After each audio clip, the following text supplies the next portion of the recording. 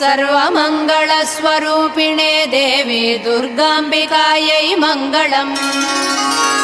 मङ्गलम् कनकाम्बरधरे मङ्गलम् विजयाचलवासिने। सर्वगुणसम्पूजिते देवी नित्यम् भवतु मङ्गलम्। वरदाभयहस्ते भवानी निखिलेश्वरी। बाला त्रिपुरसुन्दरी देवी नित्यम् भवतु मङ्गलम्। शुभमङ्गलदायिनी शिवे सौभाग्यदायिने।